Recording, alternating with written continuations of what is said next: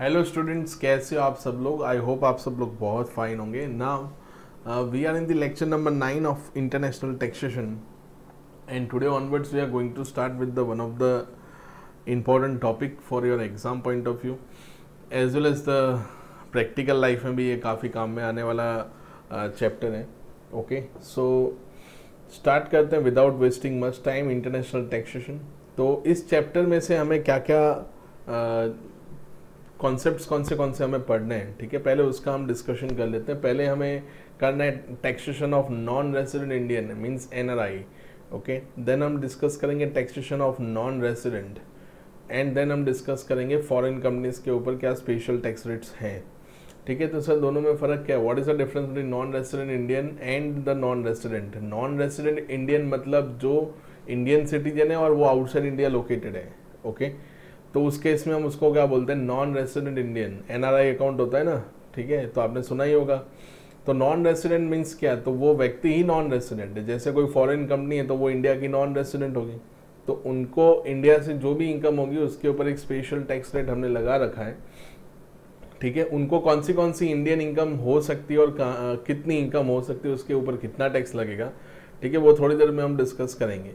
But पहले हम क्या डिस्कस करने वाले, तो taxation of non resident Indian. Okay, chapter number कौन सा है? 12A।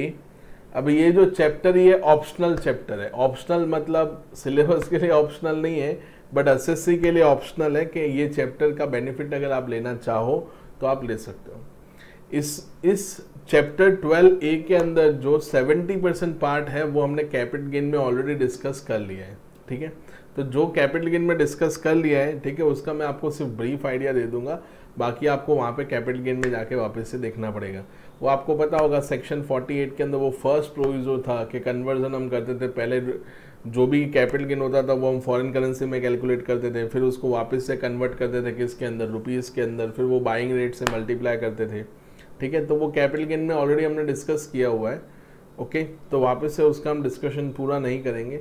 एक दो सम है इसके अंदर, वो हम डिस्कस कर लेंगे। ठीक है, सो स्टार्ट करते हैं चैप्टर नंबर 12A। अगर आप इस ऑप्शन में नहीं आना चाहते हो तो कोई प्रॉब्लम नहीं है, तो आपको normal means the usual tax liability होगी, वो आपको क्या करनी पड़ेगी? पे करनी पड़ेगी। ठीक है, I hope you are getting my point.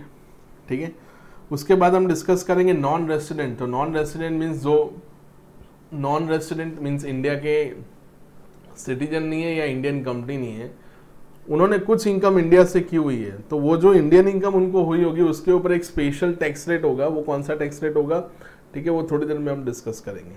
Okay, so start करते हैं। आपको मॉडल जो दी है, मतलब जो स्पाइरल आपको दी है, उसमें से आपको थोड़ा बहुत पार्टी करना है। ठीक है, अगर आपको पूरा करना है तो कोई प्रॉब्लम नहीं है, बट ये साथ में दे दिया इंटरनेशनल टैक्सेशन का और नॉन रेसिडेंट का पूरा। ठीक है, then we will start from the place of effective management from the next lecture. Okay, जिसको हम पोएम बोलते हैं। सो स्टार्ट करते हैं इंटरनेशनल टैक्सेशन। उसमें लिखा हुआ है taxation of non resident Indian and foreign companies. Chapter कौन सा है? 12A। अगेन मैं बोल देता हूँ, ये जो चैप्टर है ये है क्या? ये ऑप्शनल है। ऑप्शनल मतलब अगर नॉन रेसिडेंट इंडियन को इस चैप्टर का बेनिफिट लेना है तो वो ले सकते हैं। सो उसमें लिखा हुआ है नॉन रेसिडेंट इंडियन मीन्स क्या, तो डेफिनेशंस दी हुई है। तो डेफिनेशन में पहला लिखा हुआ है means an individual being a citizen of India और a person of Indian origin who is not a resident. ठीक है, ये आपको याद रखना है। स्पेसिफाइड एसेट, तो कुछ एसेट है जिसके ऊपर ये आपको बेनिफिट मिलेगा चैप्टर 12A का। तो ऐसी कौन सी एसेट है? Specified asset means any of the following assets. तो उसमें लिखा है shares in Indian company, debentures issued by public limited company, deposits in the public limited Indian companies and any security of the central government. इसको specified asset की definition में डाला हुआ है। तो अगर आप किसी इंडियन कंपनी के शेयर्स लेते हो, पब्लिक लिमिटेड कंपनी के आप क्या लेते हो? डिबेंचर्स लेते हो, डिपॉजिट्स अगर आप लेते हो, या फिर कोई सिक्योरिटी लेते हो जो सेंट्रल गवर्नमेंट के थ्रू होती है। ठीक है, तो इन सब में अगर आप पैसा इन्वेस्ट करोगे फ्रॉम द फॉरेन करेंसी जो आप आउटसाइड इंडिया से लेके आओगे, तो गवर्नमेंट थोड़ा टैक्स के अंदर आपको क्या देगी? बेनिफिट देगी। क्यों? क्योंकि उनको भी फॉरेन करेंसी की ज़रूरत होती है। उसके बाद लिखा हुआ है foreign exchange asset. Now what is the meaning of foreign exchange asset? तो foreign exchange asset means the asset which is purchase through the convertible foreign currency. तो जो भी आपने फॉरेन करेंसी यूज करके जो असेट परचेज किया है उसको कहा जाता है फॉरेन एक्सचेंज असेट, सिंपल। उसमें लिखा है means any specified asset which the assessee has acquired और परचेज विथ और subscribe to in the convertible foreign exchange. Convertible foreign exchange ये आपको याद रखना है। Investment income, investment income means क्या होगा कि जो ऐसी इनकम जो उसको वो फॉरेन एक्सचेंज असेट में से रिसीव हुई है, तो कौन सी हो सकती है? एक उसको इंटरेस्ट इनकम हो सकता है, दूसरा उसको असेट बेचेगा तब कैपिटल गेन इनकम हो सकता है, एंड थर्ड उसको डिविडेंड इनकम हो सकता है। ओके, तो इस चैप्टर में कौन सी इनकम हो सकती है? तो जो आप इन्वेस्टमेंट करोगे तो ध्यान से सुनिएगा, आपने जो असेट परचेस की उसके ऊपर आपको क्या मिल सकता है? इंटरेस्ट मिल सकता है। ओके, दूसरा आपको क्या मिल सकता है? तो दूसरा आपको उसके ऊपर डिविडेंड मिल सकता है, ठीक है, एंड थर्ड आपको उसके ऊपर क्या मिल सकता है? कैपिटल गेन हो सकता है। ये तीनों इनकम पॉसिबल है। ओके, तो हम तीनों का डिस्कशन करने वाले हैं कि क्या क्या होगा। डिविडेंड इनकम जो होगा, डिविडेंड इनकम तो वो तो उसके हाथ में एग्जेम्प्ट ही होगा ना, क्यों? क्योंकि इंडियन कंपनी ने जो भी डिविडेंड डिक्लेयर किया होगा उसके ऊपर डिविडेंड डिस्ट्रीब्यूशन टैक्स तो कंपनी ने पे कर दिया होगा। ओके, तो बात रहती है कैपिटल गेन की और किसकी? इंटरेस्ट की। डिविडेंड का कोई स्कोप नहीं है। ओके, तो डिविडेंड के ऊपर कोई टैक्स लगेगा नहीं in the hands of the what? Non resident India, because already company ने उसके ऊपर क्या पे कर दिया होगा? टैक्स पे कर दिया होगा। आगे बढ़ते हैं। Section 115D, computation of total income of NRI. ध्यान से समझना, NRI and non resident in दोनों में बहुत बड़ा डिफरेंस होता है। स्टूडेंट इसी के अंदर क्या हो जाते हैं, मतलब इसी के अंदर वो आप गलती कर सकते हो। तो non resident and non resident India में डिफरेंस होता है। तो नॉन रेसिडेंट इंडियन मीन्स कोई इंडियन सिटीजन या फिर द पर्सन जिसके पेरेंट्स या ग्रैंड पेरेंट्स कहाँ से उनका ओरिजिन है, इंडियन ओरिजिन है। ओके, इन्वेस्टमेंट इनकम तो ध्यान से सुनिएगा, no deduction in respect of any expenditure और allowance shall be allowed under the any provisions of the income tax act in computing the investment income. तो जब भी हम इन्वेस्टमेंट इनकम का कैलकुलेशन करेंगे तो जो भी आपका एक्सपेंडिचर हुआ होगा उसका आपको कोई डिडक्शन मिलेगा नहीं। लिखा हुआ है यहाँ पे नो डिडक्शन, ठीक है। तो आपको ये ध्यान रखना है, इन्वेस्टमेंट इनकम पे कोई डिडक्शन आपको मिलेगा नहीं। No deduction in any manner. Okay, where the GTI includes only investment income and और, मतलब या इन्वेस्टमेंट इनकम या लॉन्ग टर्म कैपिटल गेन या फिर दोनों, ठीक है। Second proviso to section 48 shall not apply for the computation of capital gain. Okay, no deduction shall be allowed under chapter 6A। आपको चैप्टर 6A का कोई डिडक्शन मिलेगा नहीं। तो अगर आपके ग्रॉस टोटल इनकम के अंदर कौन सी इनकम इंक्लूड है? कैपिटल गेन इनकम और क्या इन्वेस्टमेंट इनकम इंक्लूड है, तो फिर उस केस में आपको चैप्टर 6A का कोई डिडक्शन आपको मिलेगा नहीं। And second proviso to section 48 shall not apply. तो सेकेंड प्रोविजो क्या है? तो बेटा आपको याद होगा सेकेंड प्रोविजो किसके बारे में बात करता है? तो सेकेंड प्रोविजो बात करता है अबाउट द इंडेक्सेशन। तो आपको इंडेक्सेशन का कोई बेनिफिट मिलेगा नहीं। तो वो तो हमें कैपिटल गेन में भी हमने डिस्कस किया था। अभी ध्यान से पढ़िएगा, where the GTI includes investment income, LTCG income and other income. तो अभी ये जो अदर इनकम है ना, अदर इनकम, उसके सामने चैप्टर 6A का आपको क्या मिलेगा? डिडक्शन मिलेगा। ओके, उसके सामने आपको चैप्टर 6A का क्या मिलेगा? डिडक्शन मिलेगा। लेकिन जो LTCG इनकम है और अदर इनकम है उसके सामने आपको चैप्टर 6A का डिडक्शन नहीं मिलेगा। तो वो जो पूरा है वो इस तरह से चार्ट में दिया हुआ है। Chapter 6A only for which purpose? तो अदर इनकम। तो उसमें लिखा हुआ है interest received by NRI on the debentures and the bonds issued by a unit located in IFSC, international financial service centre. वो मैंने आपको एग्जांपल दिया था गिफ्ट सिटी का, ठीक है। तो गिफ्ट सिटी जो गांधीनगर में लोकेटेड है, ओके, वो IFSC ही है। ओके, तो उसमें लिखा हुआ है अगर वो यूनिट आपने कब परचेस किए हुए हैं आफ्टर 1 अप्रैल 2019 के बाद, तो वो एग्जेम्प्ट हो जाएगा अंडर सेक्शन 10 क्लॉज 15। ये इम्पॉर्टेंट है, एमसीक्यू में आपको पूछ सकते हैं, एज वेल एज अमेंडमेंट भी है, अमेंडमेंट के लेक्चर में भी वापस ये आएगा। Interest received on the interest received on rupee denominated bonds issued by the Indian company, तो वो क्या हो जाएगा, एग्जेम्प्ट हो जाएगा under section 10। Okay, I hope you are getting my point. ठीक है, कोई कंफ्यूजन नहीं रहना चाहिए।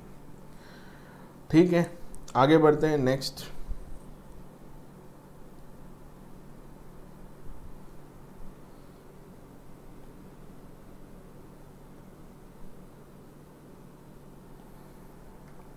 उसके बाद देखिए नेक्स्ट,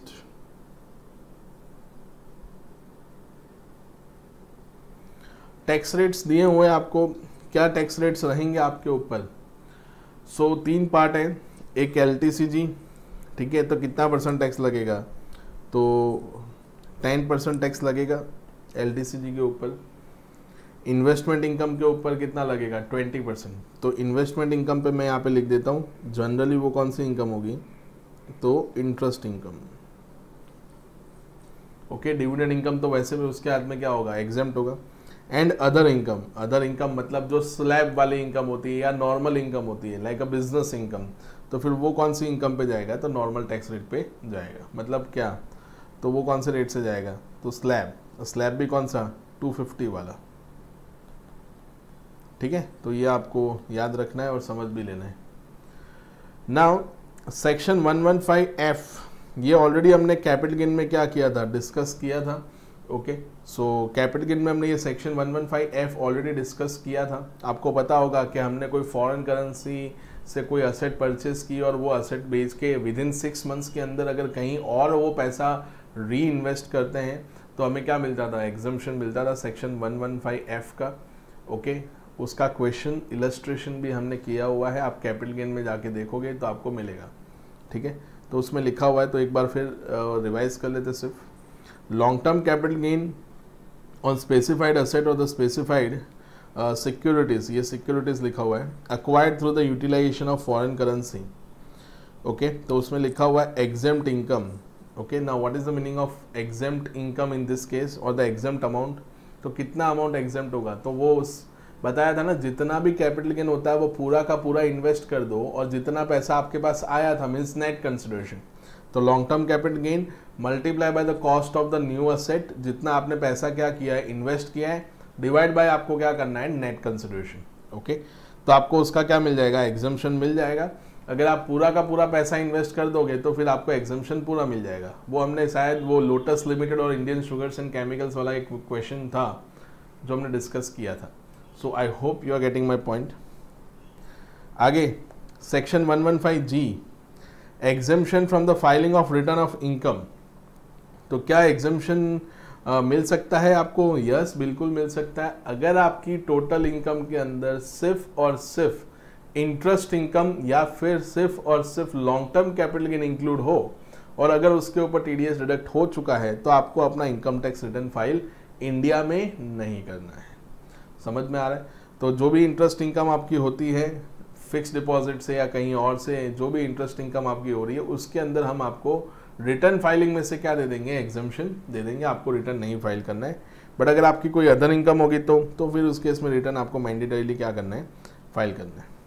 आगे, benefit under the chapter is available in certain cases even after the assessee become non resident से वो क्या बन गया, रेसिडेंट बन गया। तो अगर वो नॉन रेसिडेंट से रेसिडेंट बनता है तो भी उसको वो चैप्टर 12A का बेनिफिट मिलता रहेगा। तो it means the interest income continues to be taxed at the rate of 20%। Okay, आगे देखते हैं next section 115I, the above provision are the optional. तो मैंने पहले ही बता दिया कि ये ऑप्शनल है, means assessee can pay the normal tax on the LTCG and interest income instead of 20% and what 10%। तो वैसे इंटरेस्ट इनकम होती है वो भी स्लैब से जाती है ना, और ये जो लॉन्ग टर्म कैपिटल गेन है वो कितने से जाता है, तो वो 20% से जाता है। तो नॉर्मल केस में आपको चेक करना है कि नॉर्मल एंड चैप्टर 12A, ठीक है, तो चैप्टर 12A उसमें से जो बेनिफिशियल होगा उसके अंदर जाएगा। अगर चैप्टर 12A होगा तो बेनिफिशियल हम नॉर्मल को नहीं कंसिडर करेंगे, अदरवाइज हम चैप्टर 12A को ही लेंगे। ओके तो विच एवर इज बेनिफिशियल, तो आपको कंपैरिजन एनालिसिस में वो लोग क्वेश्चन आपको पूछ सकते हैं, हमारे पास है क्वेश्चन। तो कंपैरेटिव एनालिसिस में आपको पूछ सकते हैं कि अगर हम चैप्टर 12A में जाएंगे तो हमें इतना टैक्स पे करना है, अगर हम नॉर्मल में जाएंगे तो हम इतना टैक्स पे करना है। ठीक है, तो बस वही है इसकी कहानी। आगे देखो, आगे मेरे ख्याल से नॉन रेसिडेंट का होगा चैप्टर पेज 5 से। तो आपको थियोरेटिकल पार्ट में इतना ही करना है, जो स्पाइरल में आपको दिया है वो बहुत ही डिटेल में देके रखा है, वैसे पूरी स्पाइरल ही बहुत डिटेल में है। ओके तो ये वाला जो पार्ट है ये आपको इतना ही करना है। फिर हम उसमें से एक क्वेश्चन है, 2-3 क्वेश्चन हैं वो हम कर लेते हैं। ठीक है, then we will discuss the non resident. ठीक है, नॉन रेसिडेंट इंडियन तो हमने देख लिया, एनआरआई का देख लिया, अभी हमें क्या देखना है, नॉन रेसिडेंट का देखना है कि नॉन रेसिडेंट किस तरह से अपना टैक्स क्या करेगा, पे करेगा। तो वो स्टार्ट करने से पहले हमें क्वेश्चंस करने पड़ेंगे जो स्पाइरल में है। ठीक है, फिर आते हैं नॉन रेसिडेंट पे। फाइनल लेवल पे वो लोग ज़्यादातर क्या पूछते हैं आपको, नॉन रेसिडेंट वाला पार्ट पूछते हैं। नॉन रेसिडेंट इंडियन मुझे नहीं लगता कि इतना आपको पूछा जा सकता है, बट फिर भी याद होना ज़रूरी है, कहीं कैपिटल गेन के अंदर क्वेश्चन आ गया तो। ओके सो स्टार्ट करते हैं। आपको स्पाइरल में आना होगा।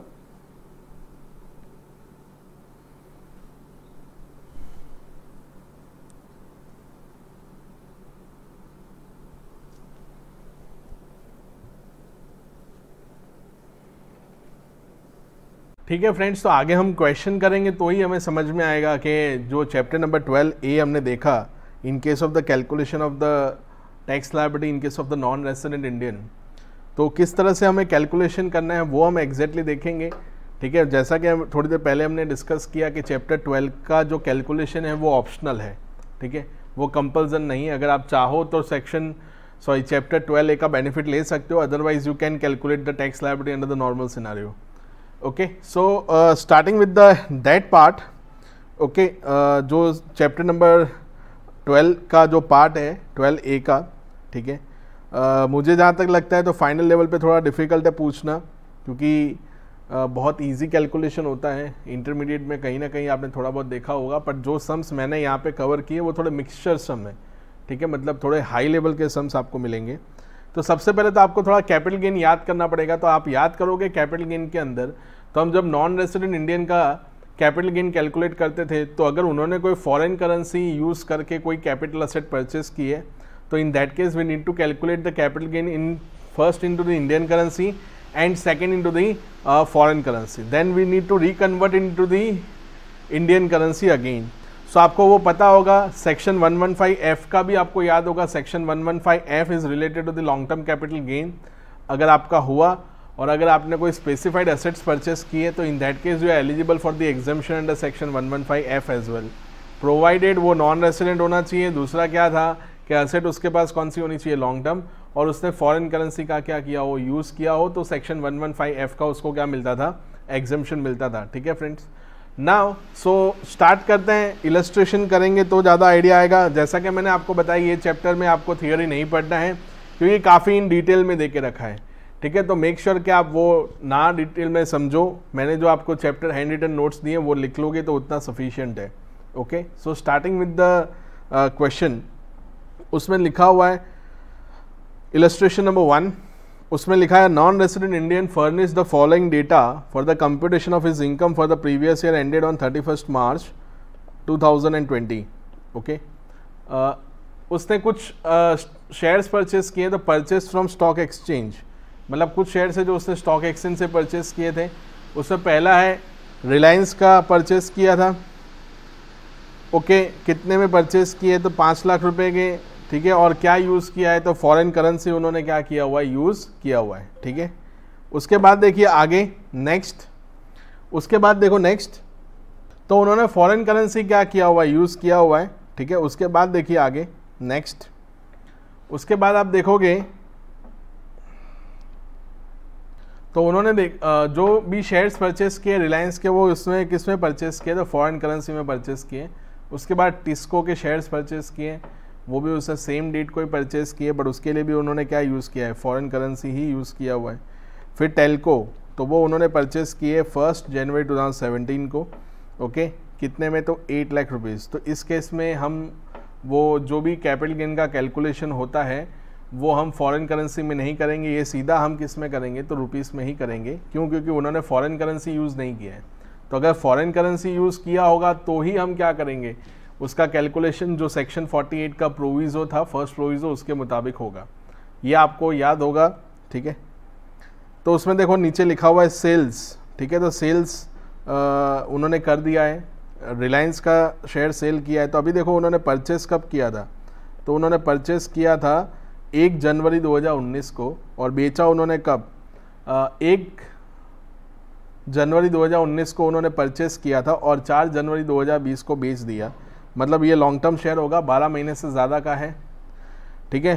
फिर देखो टिस्को वाला शेयर्स देखोगे तो 1 जनवरी 2019 को परचेस हुआ, बट उन्होंने बेचा कब, तो टिस्को वाला शेयर्स उन्होंने 6 जनवरी 2019 को बेच दिया। तो ये कौन सा एसेट होगा, शॉर्ट टर्म। फिर आप देखोगे तो टेल्को की बात की उन्होंने, टेल्को का शेयर्स उन्होंने परचेस कब किया था, 1 जनवरी 2017 को, बट उन्होंने बेचा कब, 4 जनवरी 2020 को। तो ये भी कौन सा एसेट है, लॉन्ग टर्म एसेट, ठीक है।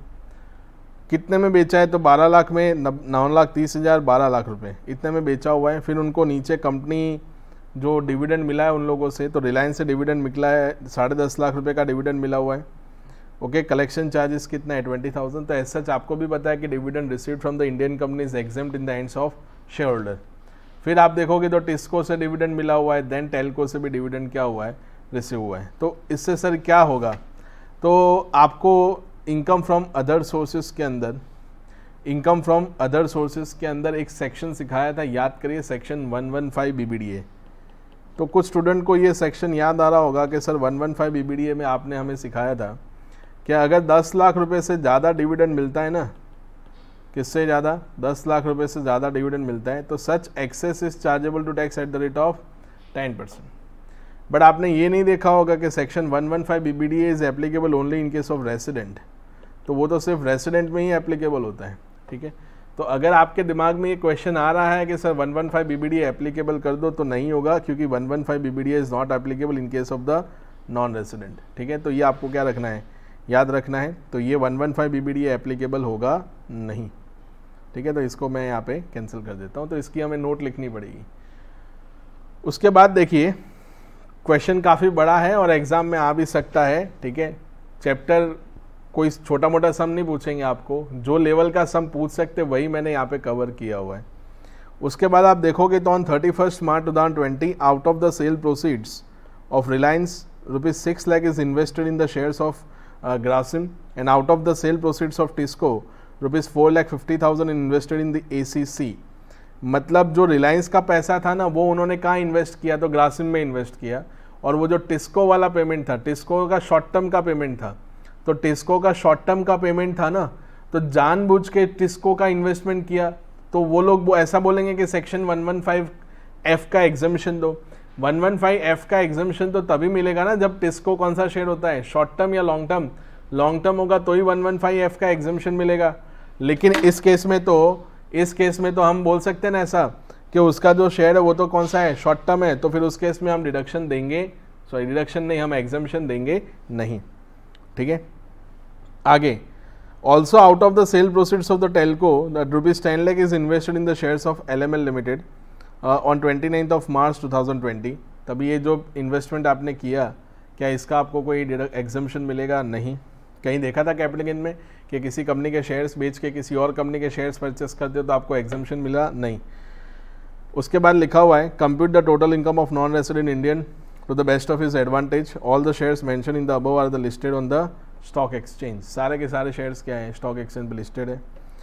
आपको पता होगा कि कैपिटल गेन किस तरह से कैलकुलेट किया जाता है, तो वो कैलकुलेशन भी यहाँ पे दिया हुआ है। आपको एवरेज रेट लेना होगा सबका, ठीक है। और जब कैपिटल गेन से अमाउंट मल्टीप्लाई करोगे तो हम कौन सा रेट कंसिडर करेंगे, तो बाइंग रेट कंसिडर करेंगे, ठीक है। सो उसमें लिखा हुआ है देखो, टेलीग्राफिक ट्रांसफ़र बाइंग रेट दे के रखा है। आपको दोनों का क्या करना है, एवरेज करना है। तो 25, फिर क्या करना है 31, और फिर ये हो गया 30, ठीक है। ये हो गया एवरेज रेट। फिर जब हम कैपिटल गेन निकालेंगे तो जो डेट पे उन्होंने क्या किया है, वो शेयर्स क्या किए, ट्रांसफ़र किए, उसका हम क्या लेंगे, बाइंग रेट लेंगे। Security transaction tax has been paid on the purchase and the sale of the above shares. ठीक है, मतलब सिक्योरिटी ट्रांजैक्शन टैक्स उन्होंने क्या कर दिया है, पे भी कर दिया है, ठीक है, कोई बात नहीं।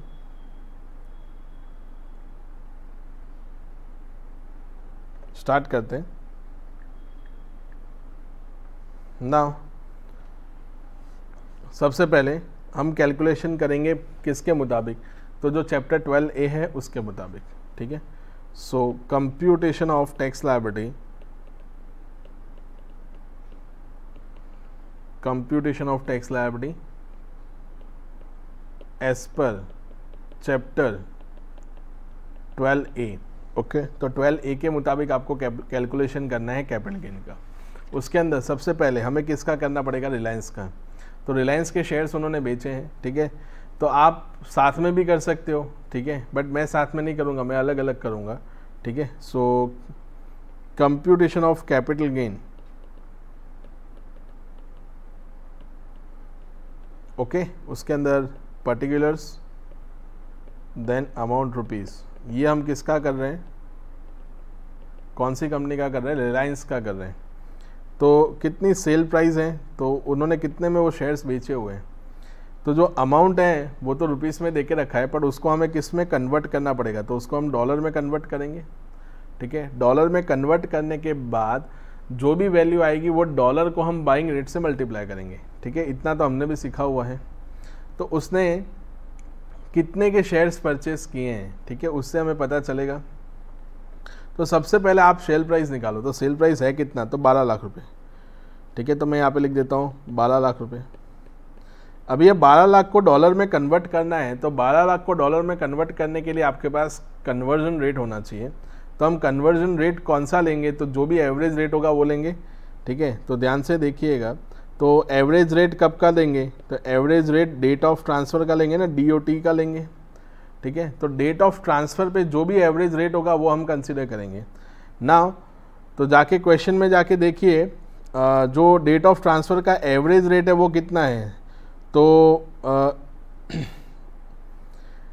4/1/2020 को उन्होंने ट्रांसफ़र किया है, उस दिन का एवरेज रेट 30 है। तो हम कितना लेंगे, एवरेज रेट 30 लेंगे, ओके। तो यहाँ पे 12 लाख डिवाइड बाय 30 करेंगे, ओके। तो यहाँ पे कितना डॉलर आएगा, $40,000 आएगा, ठीक है। इसमें से कोई भी ट्रांसफ़र एक्सपेंस है तो नहीं है, तो हम माइनस नहीं करेंगे, होता तो हम माइनस कर देते। तो ये आपका हो गया नेट कंसिडरेशन $40,000, ओके। इसमें से माइनस करना है हमें कॉस्ट ऑफ, क्या माइनस करना है, cost of acquisition. Now cost of acquisition कितना है, सो कितने के लिए थे आपने, 5 लाख रुपीज़ के ना। तो 5 लाख रुपीज़ को हमें डॉलर में कन्वर्ट करना पड़ेगा। तो जब परचेस किया था तब डेट कौन सा था, तो जाके देखो तो 1/1/2019 था, उस दिन का एवरेज रेट 25 रुपये था।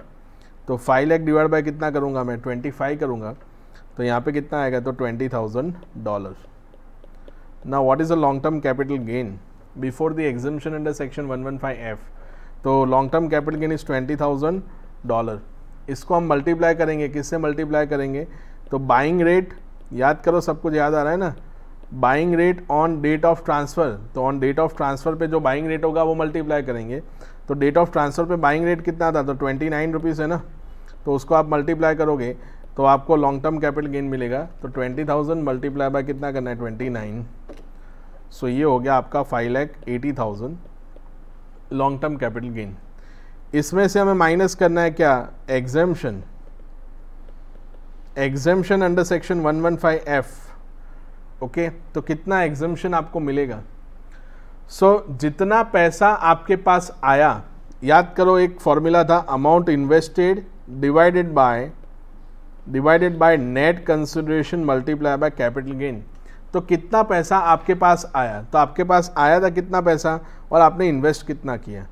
तो जैसा कि हमने डिस्कस किया कि 6 लाख रुपीज़ आपने ग्रासिम में इन्वेस्ट किया, जो पैसा आपके पास रिलायंस से आया था, तो मैंने यहाँ पे 6 लाख रुपीज़ रख दिया। आपके पास पैसा कितना आया था खर्च करने के लिए, तो वो तो 12 लाख रुपए आया था ना। और आपका कैपिटल गेन कितना है, तो 5,80,000, ओके। सो मैं बोल सकता हूँ एग्जैक्टली हाफ आपको क्या मिलेगा, एग्जम्पशन मिलेगा, ठीक है। तो इस केस में एग्जम्पशन कितना मिलेगा, तो वो मिलेगा 2,90,000। So long term capital gain chargeable to tax is equal to 2,90,000 rupees, okay. I hope you are getting my point. ठीक है, आगे बढ़ते हैं। ये तो हमने किसका देखा, रिलायंस का देखा। अभी हम बात करते हैं किसकी, तो अभी हम बात करेंगे जो सेकंड शेयर था, तो सेकंड शेयर किसका था, टिस्को। ठीक है, इसके अंदर सेक्शन 112A एप्लीकेबल होगा कि 111A होगा, तो 111A एप्लीकेबल होगा। क्यों, क्योंकि जो शेयर है वो कौन से नेचर के, तो वो तो शॉर्ट टर्म नेचर के ना, तो अगर शॉर्ट टर्म नेचर के शेयर्स हुए तो हम कौन सा एप्लीकेबल करेंगे, 111A। लॉन्ग टर्म हुआ तो 112A होता है। So again computation of capital gain, तो इसके अंदर भी वही कहानी। ठीक है, पहले हम किस में कन्वर्ट करेंगे, तो पहले amount in rupees then dollar में कन्वर्ट करेंगे। तो कितना सेल कंसिडरेशन कितना है, सो कितने में उन्होंने शेयर्स बेचे हुए, तो आपको क्वेश्चन में देखते रहना है, स्पाइरल आप सब लोगों के पास होगा ही। ठीक है, तो उन्होंने शेयर्स बेचा है 9,30,000। जिस दिन उन्होंने बेचा उस दिन पे एवरेज रेट कितना है, ठीक है, वो मुझे देखना पड़ेगा, मैं भूल गया।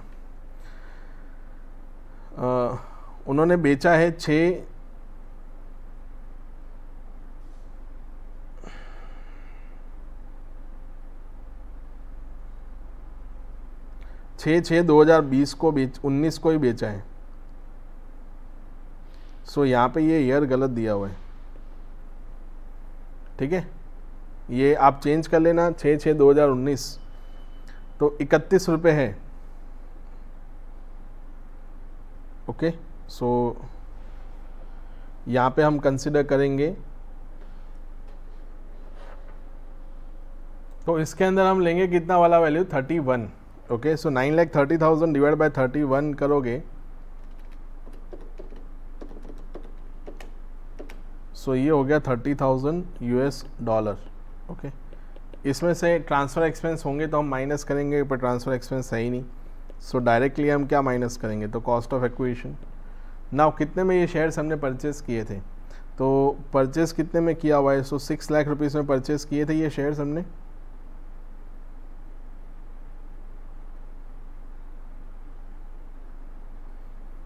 ओके, तो 6 लाख रुपीज़ में रखता हूँ। ठीक है, वो आप देख लेना इस मटेरियल में से। सो 6 लाख रुपीज़ होगा,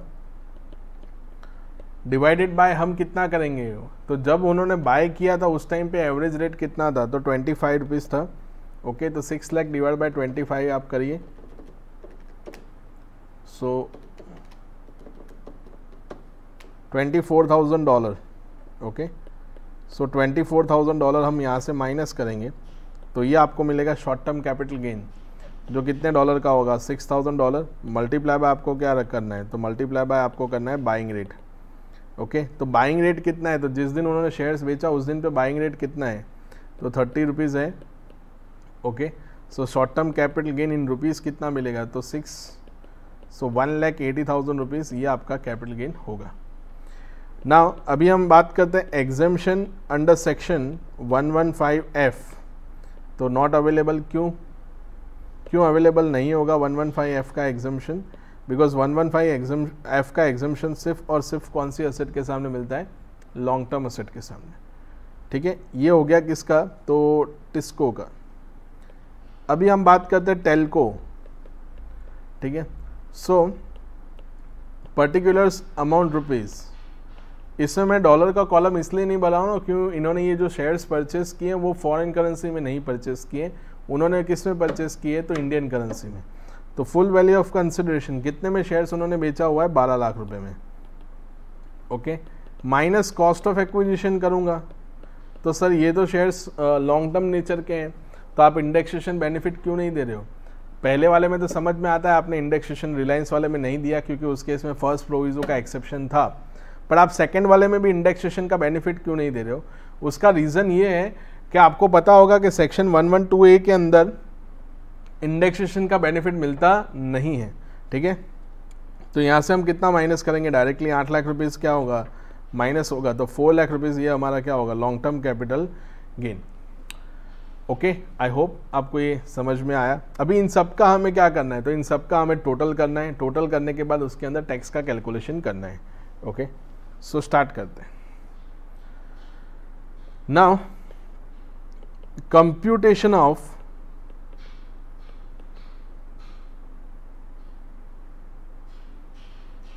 computation of tax liability, okay, उसके अंदर कितनी टोटल इनकम है पहले वो निकालते हैं। तो टैक्स लायबिलिटी के अंदर सबसे पहले हम निकालते हैं नेट इनकम।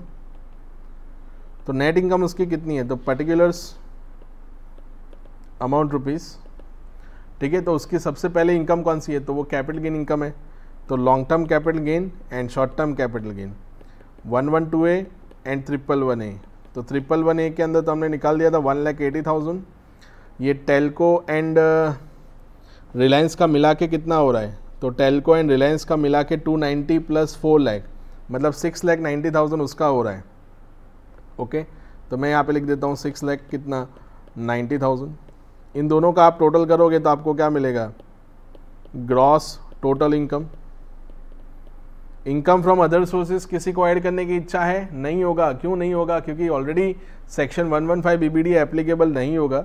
सो इस केस में ये आंसर होगा 8,70,000। लेस आपको क्या करना है, डिडक्शन अंडर चैप्टर 6A, तो कुछ भी नहीं मिलेगा क्योंकि है ही नहीं।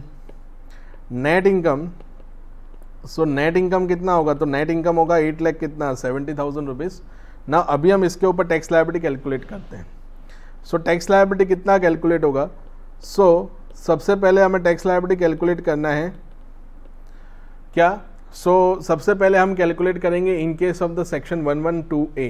तो 112A के अंदर कितना टैक्स लगेगा, सो 112A के अंदर टैक्स कितना लगेगा, तो उनका कितना इनकम है, ओके। तो 6,90,000 है, तो 6,90,000 में से 1 लाख तक तो टैक्स लगेगा ही नहीं ना, मतलब कितने पे लगेगा, 5,90,000 पे कितना परसेंटेज 10%, तो कितना हुआ 59,000 प्लस हम क्या करेंगे, प्लस ये जो 1,80,000 था, तो 1,80,000 का हमें कितना परसेंट करना है, 15% करना है। तो उसका 15% करोगे तो कितना होगा 27,000। सो टोटल टैक्स आपका कितना आएगा 59 प्लस 27 इक्वल टू 86,000। प्लस आपको क्या ऐड करना है, तो प्लस आपको ऐड करना है सरचार्ज। तो सरचार्ज क्या होगा, nil. So tax and surcharge 86,000। चलो कोई बात नहीं, मेरा वीडियो आपको नहीं नज़र आ रहा होगा, बट हम पहले ये सम कंक्लूड कर लेते हैं, फिर मैं वीडियो का इंसर्ट करता हूँ, ठीक है। एंड प्लस 4% सेज आपको इसके अंदर हम क्या करेंगे, ऐड करेंगे। तो 86,000 का 4% कितना होगा, सो ये हो गया 3440, ओके। दोनों का टोटल 86,000, तो ये हो गया 89,440 रुपीज़, ओके। ये आपका टैक्स लायबिलिटी हो गया under the normal scenario, okay. लेकिन अगर एसएससी किसके अंदर जाता है, नॉर्मल स्कीम के अंदर, ठीक है। मीन्स इफ, मैं यहाँ पे लिखता हूँ, if NRI does not opt for chapter 12A, okay. मतलब वो चैप्टर 12A का बेनिफिट नहीं लेता है, तो फिर अगर वो चैप्टर 12A का बेनिफिट नहीं लेगा तो ना ही उसको कोई बेनिफिट मिलेगा, फर्स्ट प्रोविज होगा, साथ साथ ना ही उसको सेक्शन 115F का क्या मिलेगा, कोई एग्जम्पशन मिलेगा। तो सिंपली आपको क्या करना है, आपको जो भी नॉर्मल कैपिटल गेन आता है वो आपको क्या करना है, कैलकुलेट करना है। सो LTCG ऑन रिलायंस, तो LTCG ऑन रिलायंस कितना होगा, 12 लाख में शेयर्स बेचे, लिए थे कितने में, 5 लाख में, ओके। तो बैलेंस कितना बचा, 7 लाख रुपए बचा, ठीक है। उसके बाद LTCG ऑन टेल्को, ठीक है। तो LTCG ऑन टेल्को, तो वो तो कितना था, तो वो तो 4 लाख रुपए था ही ना, तो वो तो हमने रुपीस में ही ऑलरेडी कैलकुलेट किया था। एंड STCG ऑन टिस्को, ठीक है। तो टिस्को के अंदर कुछ उनका 1,80,000 रुपीज़ क्या था, कैपिटल गेन था। सो टोटल कैपिटल गेन कितना आया, तो टोटल कैपिटल गेन आएगा कितना, तो 12,80,000 रुपये टोटल कैपिटल गेन आया, ओके। अभी इनकम फ्रॉम अदर सोर्सेज कुछ है नहीं, तो यही आपकी क्या हो जाएगी, नेट इनकम। तो ज़्यादा मैं नहीं लिख रहा हूँ, प्रेजेंटेशन ज़्यादा नहीं कर रहा हूँ, तो 12,80,000 ये आपका क्या होगा, नेट इनकम। इसके ऊपर हम क्या कैलकुलेट करेंगे, तो इसके ऊपर हमें कैलकुलेट करना है टैक्स लायबिलिटी, ओके। तो टैक्स लायबिलिटी होगा कितना इस केस में, तो लॉन्ग टर्म कैपिटल गेन कितना है, तो 11 लाख रुपए ना। LTCG अंडर सेक्शन 112A, तो वो कितना है, तो 11 लाख रुपए इन टोटल। 11 लाख रुपए में से 1 लाख रुपए गया तो बचा कितना, 10 लाख। तो 10 लाख का 10% करूँगा एट द रेट ऑफ 10%, ठीक है। तो कितना बचा, 10 लाख का 10% करोगे तो कितना होगा, 1 lakh. Okay, and STCG 111A, तो वो तो था ही ऑलरेडी, तो वो तो 1,80,000 का हमें कितना परसेंट करना है, 15%, तो कितना होगा 27,000। ओके, तो इन दोनों का टोटल करोगे तो 1,27,000। इसका आपको 4% सेस क्या करना है, ऐड करना है। तो 4% सेस होगा कितना, 1,27,000 का 4%, ये हो गया आपका 5080, ठीक है। दोनों का टोटल करेंगे तो 1,32,080, ये आपकी टैक्स लायबिलिटी होगी। Now what would you advise to mister जो भी है कंसर्न पर्सन, तो आप देखोगे तो नॉर्मल टैक्स लायबिलिटी 1,32,080 आ रहा है, और यहाँ पे टैक्स लायबिलिटी जो है वो 89,440 आ रहा है। So it would be advisable to mister non resident Indian जो भी है उनका नाम, तो he should opt for the 89,440, means उसको चैप्टर 12A का क्या लेना चाहिए, चैप्टर 12A का क्या लेना चाहिए, बेनिफिट लेना चाहिए, ठीक है। मस्ट ऑप्ट, ठीक है। अगर नहीं ऑप्ट करेगा तो it would B incremental tax liability आएगी, ओके, जो तकरीबन आप कैलसी पे निकाल सकते हो, the difference between the 89,440 minus 1,32,080, so 1,32,080 minus 89,440, so 42,640 will be the incremental tax liability, okay. ठीक है फ्रेंड्स, अभी आगे के एग्जाम्पल में देखते हैं इलस्ट्रेशन नंबर 2। तो उसमें लिखा हुआ है, if NRI derives the following income from the foreign exchange asset during the year ended 31 March 2020। उसमें लिखा हुआ है शेयर्स परचेज ऑन 1 जनवरी 2014, 2 लाख रुपए में उन्होंने परचेज किए। शेयर्स उन्होंने 31 मार्च 2020 को बेच दिए 4.5 लाख रुपए में। डिविडेंड है 40,000 रुपये का मिला है, तो डिविडेंड तो आप सब लोगों को पता है कि डिविडेंड एग्जेम्प्ट होता है अंडर सेक्शन 10 क्लॉज 34 के अंदर। एंड बिजनेस इनकम आपको दे के लिखी है 2 लाख कितना, 80,000। उसके अंदर दिखा हुआ है TT telegraphic buying rate and telegraphic what selling rate, okay. उसके अंदर 24-26, तो आपको इसका क्या करना है, एवरेज करना है। एंड 29-31 है, मतलब ये कितना होगा 30। Should he opt for the chapter or he should be governed by the normal provisions of the Income Tax Act? अभी क्या हमें चैप्टर 12A का बेनिफिट लेना चाहिए कि नहीं लेना चाहिए, ठीक है, वो हम डिस्कस करते हैं और उसका सॉल्यूशन भी करते हैं। बट सर ये शेयर्स जो लिखे हैं वो शेयर्स हमें पता नहीं चल रहा है कि वो लिस्टेड है या अनलिस्टेड है, ठीक है। तो कहीं लिखा है कि वो लिस्टेड है, कहीं ऐसा हिंट आपको दिया है कि सिक्योरिटी ट्रांजैक्शन टैक्स पे हुआ है या नहीं पे हुआ है, ठीक है। तो फिर उस केस में सर हम किस तरह से कैलकुलेशन करेंगे। सो हमें ये अजम्पशन करना पड़ेगा कि ये जो शेयर्स है ये सारे के सारे क्या है, अनलिस्टेड शेयर्स हैं। उसके बाद ही हम क्या कर सकते हैं, उसके अंदर कैलकुलेशन कर सकते हैं। तो ये कौन से शेयर्स होंगे, अनलिस्टेड शेयर्स होंगे, और उसका कैलकुलेशन भी हम उसी तरह से करेंगे, ठीक है।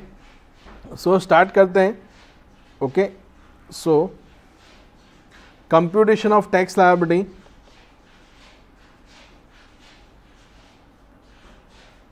computation of tax liability if assessee opt for which chapter number 12A। तो मतलब वो 12A का अगर बेनिफिट लेता है, ओके, तो अगर वो चैप्टर 12A का बेनिफिट लेता है तो फिर किस तरह से उसको कैलकुलेशन होगा। सो सबसे पहले उसने जो शेयर्स परचेस किए वो कौन से शेयर्स परचेस किए और किस तरह से उसने परचेस किए, तो उसने फॉरेन करेंसी यूज़ करके वो शेयर्स क्या किए, परचेस किए, ओके। तो as per first proviso to section 48 हम किस तरह से कैलकुलेशन करेंगे, calculation of capital gain particulars. पहले आपको रुपीस में करना है, फिर वो रुपीस किस में कन्वर्ट करने हैं, आपको डॉलर में कन्वर्ट करने हैं। सो कितना है full value of consideration, so full value of consideration कितना है, कितने में वो शेयर्स बेचे, 4.5 लाख रुपए में बेचे। तो यहाँ पे मैं लिखता हूँ 4,50,000। उसको हम कन्वर्ट करेंगे किसके अंदर, डॉलर के अंदर। ओके, तो जब उन्होंने शेयर्स बेचे तो उस दिन पे एवरेज रेट कौन सा था, ठीक है, तो डेट ऑफ ट्रांसफ़र का हम कौन सा रेट लेते हैं, एवरेज रेट लेते हैं ना।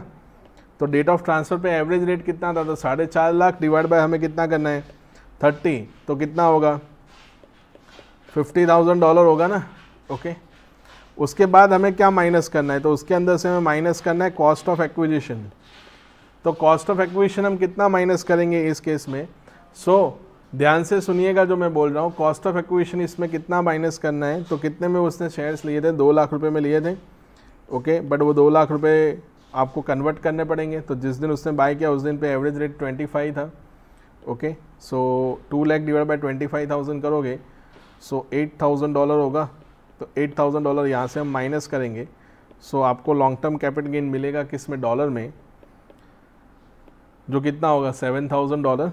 उसको मल्टीप्लाई करना है आपको, किससे मल्टीप्लाई करना है, तो बाइंग रेट से। तो बाइंग रेट हम कब का लेंगे, डेट ऑफ ट्रांसफ़र का। तो डेट ऑफ ट्रांसफ़र का जो भी बाइंग रेट होगा वो हम कंसीडर करेंगे। 29 एंड 31 था, तो 29 बाइंग रेट था एंड 31 सेलिंग रेट था। तो हम कौन सा वाला कंसीडर करेंगे, 29 रुपीज़। ओके, सो long term capital gain rupees में आपको मिलेगा 7,000 मल्टीप्लाई बाई 29, सो ये हो गया 2,03,000 रुपीज़। ओके, याद रहेगा। उसकी टोटल इनकम कितनी है, उसकी टोटल इनकम कितनी होगी, तो एक तो लॉन्ग पीजीबीपी इनकम देके रखा है आपको, तो पीजीबीपी का कितना इनकम देके रखा है, 2,80,000 समथिंग है। Okay, plus long term capital gain ये हो गया 2,03,000। अभी ये कौन से शेयर्स का है, तो हमने क्या अजम्पशन किया, अनलिस्टेड, मतलब वो 1 लाख का बेनिफिट मिलेगा नहीं। सो ग्रॉस टोटल इनकम ये 3 लिखा हुआ है, ठीक है। तो ग्रॉस टोटल इनकम होगा 4,83,000। इसमें से हम माइनस करेंगे डिडक्शन अंडर चैप्टर 6A, कुछ भी नहीं है। सो ये आपका क्या होगा, नेट इनकम। तो नेट इनकम कितना होगा, 4,83,000।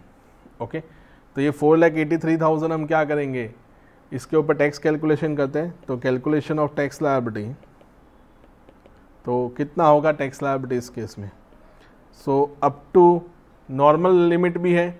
तो ये 483 के अंदर से हम 280 निकाल देते हैं, तो अप टू 250 तक तो कोई टैक्स आएगा ही नहीं ना। तो बाकी बचा 30,000, तो 30,000 का कितना परसेंट करना है, 5%। तो कितना होगा, 1,500 होगा। और बाकी का बचा बैलेंस जो है वो लॉन्ग टर्म कैपिटल गेन का है, तो वो कितना होगा, 2,03,000। तब ये 2,03,000 का हम कितना परसेंट करेंगे, 10% करेंगे, 20% करेंगे। तो आप सब लोगों को बताया कि आप चैप्टर 12 के अंदर हो, 12A के अंदर, तो आपको 10% ही करना है। मतलब ये हो गया 20,300, ठीक है, प्लस 1,500 नॉर्मल वाला, तो वो मैंने यहाँ पे ऐड कर दिया। दोनों का अगर आप टोटल करोगे तो वो आपको मिलेगा 21,800, ठीक है, प्लस सरचार्ज। तो सरचार्ज तो कुछ भी नहीं आएगा ना, nil. Okay, so tax and surcharge कितना होगा, 21,800 प्लस 4% हम क्या ऐड करेंगे, सेज। ओके, तो 21,800 का 4% आप करोगे, सो ये हो गया 872 दोनों का टोटल, तो 22,672। ये कब का हमने कैलकुलेशन किया, अगर वो चैप्टर 12A का बेनिफिट लेता है तो। अगर वो चैप्टर 12A का बेनिफिट नहीं लेता है तो फिर क्या होगा, तो फिर उस केस में हमें नॉर्मल कैलकुलेशन करना है। ओके, तो यहाँ पे मैं लिख देता हूँ, if assessee does not opt for benefit of chapter number 12A, okay, तो फिर की बात खत्म हो गई ना। कंप्यूटेशन ऑफ कैपिटल गेन, उसमें हम कैपिटल गेन किस तरह से कैलकुलेट करेंगे, as per the normal rule. तो नॉर्मल रूल में क्या होगा, FVC, तो रुपीस में ही कैलकुलेट करना है। तो FVC कितना होगा, फुल वैल्यू ऑफ कंसिडरेशन, कितने में उसने शेयर्स बेचे थे, 4,50,000 में। उसमें से माइनस हमें करना है क्या, उसमें से मैं डायरेक्ट माइनस कर रहा हूँ कॉस्ट ऑफ व्हाट, एक्विजिशन, ठीक है ना। What is the cost of acquisition, तो that is 2 lakh rupees. Okay, so long term capital gain will be the 2,50,000 rupees. Okay, so benefit of first proviso to section 48 is not available because the assessee is not opting for the benefit of chapter number 12A. Okay, उसके बाद उसकी business income भी है ना, सो उसका total income कितना होगा, तो टोटल इनकम उसका कितना होगा, तो पर्टिकुलर्स अमाउंट रुपीज़. ओके, तो पर्टिकुलर्स के अंदर बिजनेस इनकम है सबसे पहले, तो पीजीबीपी इनकम. तो पीजीबीपी इनकम कितना है, 2,80,000. उसके अंदर हम प्लस करेंगे एलटीसीजी इनकम, तो एलटीसीजी इनकम कितना है, तो वो है 2,50,000. So gross total income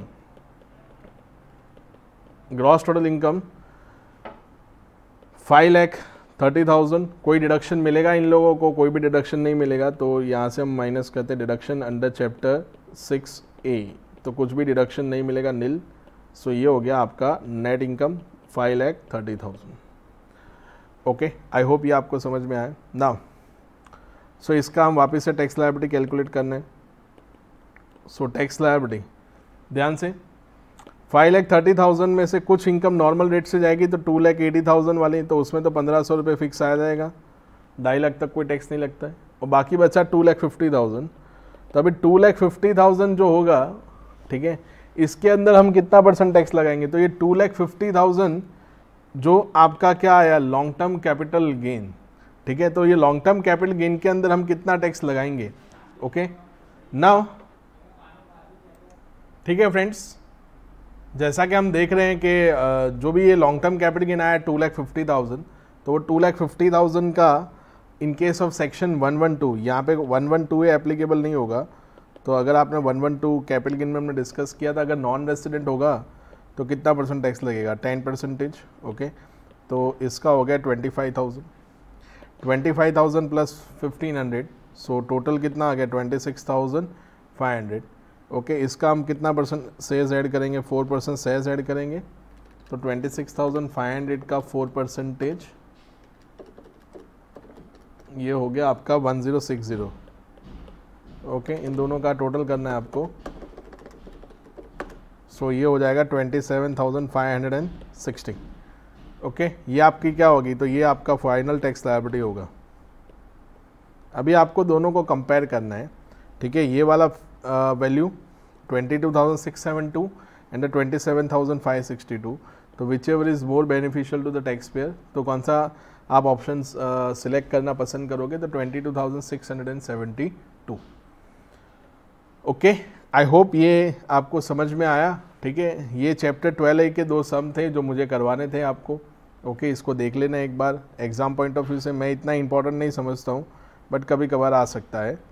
okay, तो उसमें लिखा हुआ है should he opt for the chapter और he should be govern by the normal provisions of the act. तो he should opt for the chapter 12A because उसकी वजह से उसकी टैक्स लायबिलिटी भी क्या होगी, कम होगी. और अगर मान लो कि ये मैंने जो लिस्टेड शेयर्स की बात की, सॉरी अनलिस्टेड शेयर्स की, अगर उसकी जगह लिस्टेड होते तो अगर लिस्टेड होते तो फिर अच्छा होता ना, और अच्छा होता. तो लिस्टेड होता तो 2,03,000 माइनस 1 लाख का और उनको क्या मिलता, बेनिफिट मिलता ना, तो उतना टैक्स लायबिलिटी उनका क्या हो जाता, कम हो जाता. बट ये अनलिस्टेड थे इसकी वजह से. ठीक है, तो वो 1 लाख रुपीज़ का आपको बेनिफिट मिलेगा नहीं. ठीक है, सो आई होप ये आपको समझ में आया. आगे बढ़ते हैं अभी हम. ओके, नेक्स्ट अभी जो हम डिस्कस करने जा रहे हैं, तो अभी 3 सेक्शन अभी और हमें डिस्कस करने हैं in case of the this chapter. Okay, वो पहला है section 115 AB, then section 115 AC. Okay, and last that is a section 115 AD. इतना हमें डिस्कस करना है. एंड समवेयर सेक्शन 9 भी हमें क्या करना है, डिस्कस करना है. ओके, ये इतना डिस्कशन करने के बाद असेसमेंट ऑफ नॉन रेसिडेंट क्या हो जाएगा, कंक्लूड हो जाएगा. ओके, तो स्पाइरल में से आपको नहीं करना है. अगेन मैंने जो आपको हैंड रिटन नोट्स दिए वो उसमें से ही आपको करना है. Okay, so that we are in the handwritten notes. So last time हमने पेज नंबर 5 तक किया था. इसके अंदर मतलब जो थोड़ी देर पहले हमने डिस्कशन किया सम स्टार्ट करने से पहले. ओके, तो ये कुछ टेबल फॉर्मेट में दिया हुआ है फॉर द ईजनेस. ठीक है, इतना करोगे तो मोर देन सफिशिएंट है. ये थोड़ा टाइम लेगा ओपन करने में।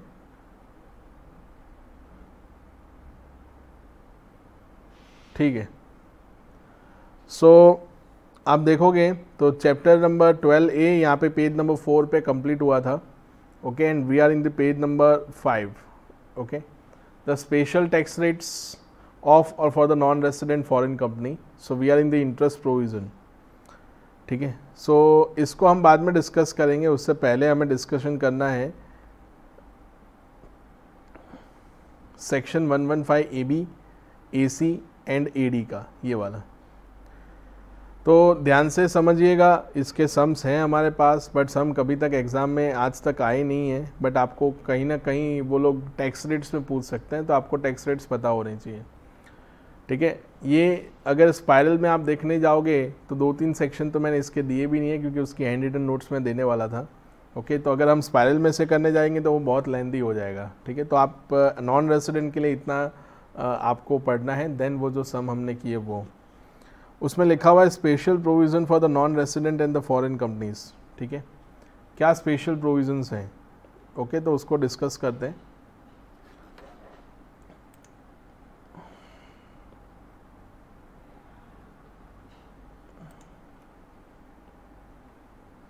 जस्ट अ मिनट,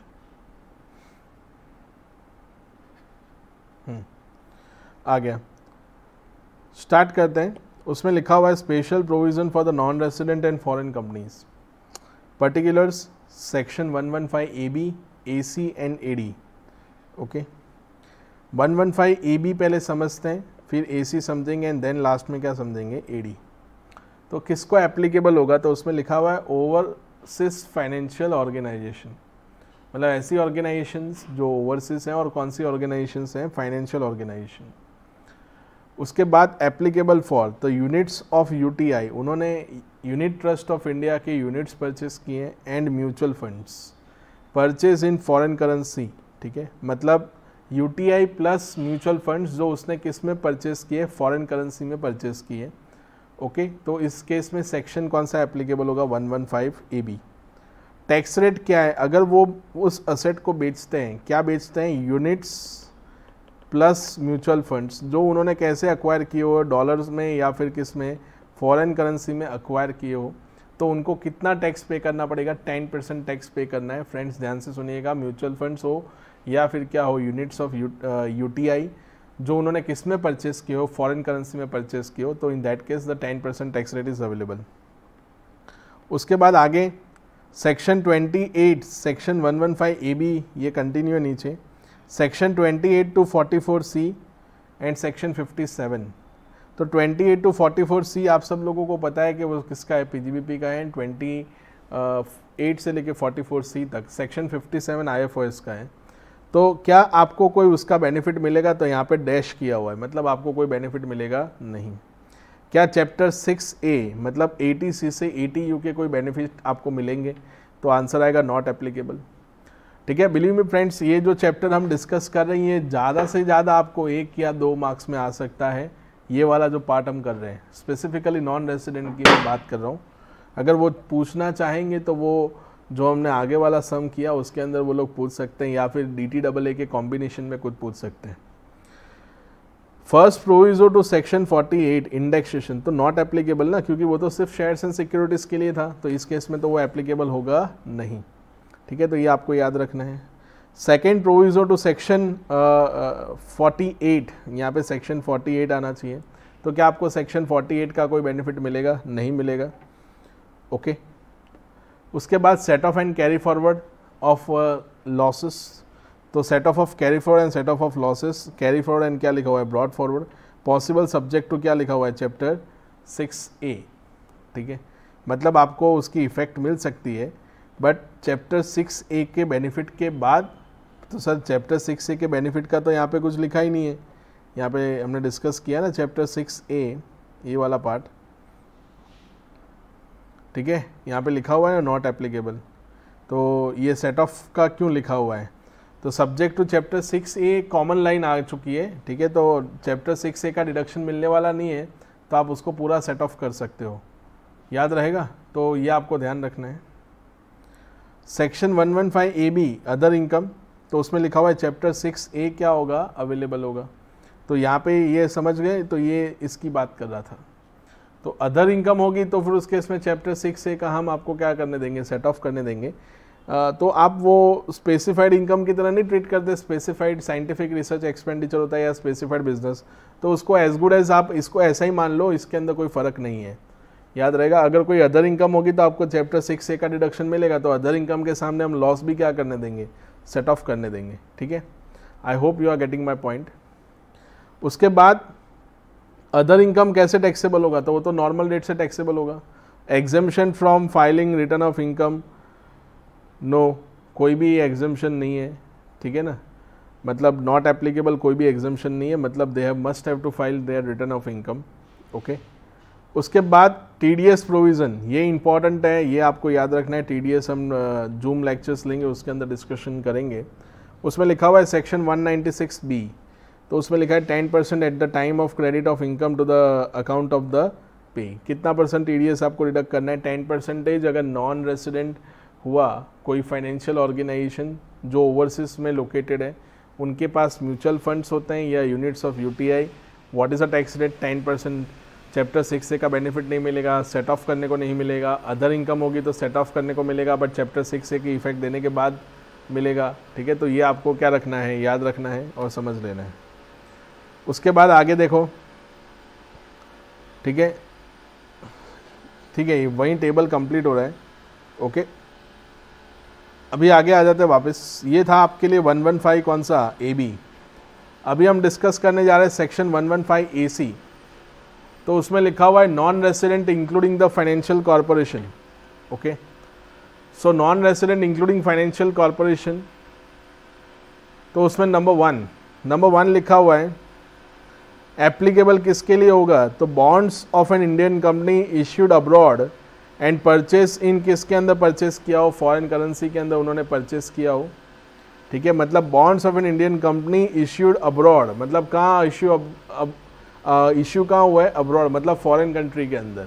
और किस कंपनी के बॉन्ड है, इंडियन कंपनी के बॉन्ड्स हैं जो कहाँ इशू हुए हैं, अब्रॉड में। ठीक है, and purchase in which currency, foreign currency. Bonds of public sector company sold by government and purchase in foreign currency.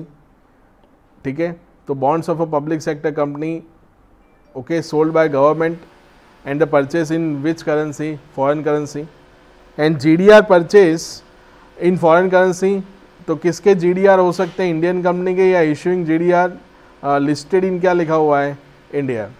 Okay, तो ये आपको इतना याद रखना होगा। 3 चीज़ें थी इसके अंदर, एक तो bonds of an Indian company था जो इशू कहाँ हुआ, abroad. Bonds of a public sector company, okay, which is sold by government to किसको, to foreign currency, to foreign institutions. Okay, या तो नॉन रेसिडेंट को गवर्नमेंट ने वो सोल्ड किए थे और उन्होंने परचेस किस में किए, मतलब गवर्नमेंट ऑफ इंडिया ने अपने बॉन्ड्स किसी फाइनेंशियल कॉर्पोरेशन को दिए जो आउटसाइड इंडिया लोकेटेड है या नॉन रेसिडेंट को दिए। ओके, तो ये आपको याद रखना है। उसके बाद GDR purchase in foreign currency, Indian company issuing GDR listed in क्या लिखा हुआ है, इंडिया। तो कितना टैक्स लगेगा, तो LTCG कितना है, 10%। तो उसमें देखो LTCG कितना % है, 10%। नोट लिखा हुआ है ट्रांसफर ऑफ बॉन्ड्स और GDR represented by the equity shares of listed Indian companies by non resident to other non resident क्या होगा, एग्जेम्प्ट। मतलब एक नॉन रेसिडेंट ने दूसरे नॉन रेसिडेंट को ट्रांसफ़र किया होगा तो वो क्या हो जाएगा, एग्जेम्प्ट। ठीक है, तो ये आपको क्या रखना है, याद रखना है। We are in the section 115 AC, section 28 to section 44 C and section 57। Section 57 किसके बारे में बात करता है, deduction in income from other sources, IFOS। और ये किसके बारे में बात करता है, तो वो बात करता है PGBP के बारे में। तो यहाँ पे लिखा हुआ है आपको कोई बेनिफिट मिलेगा नहीं, not applicable.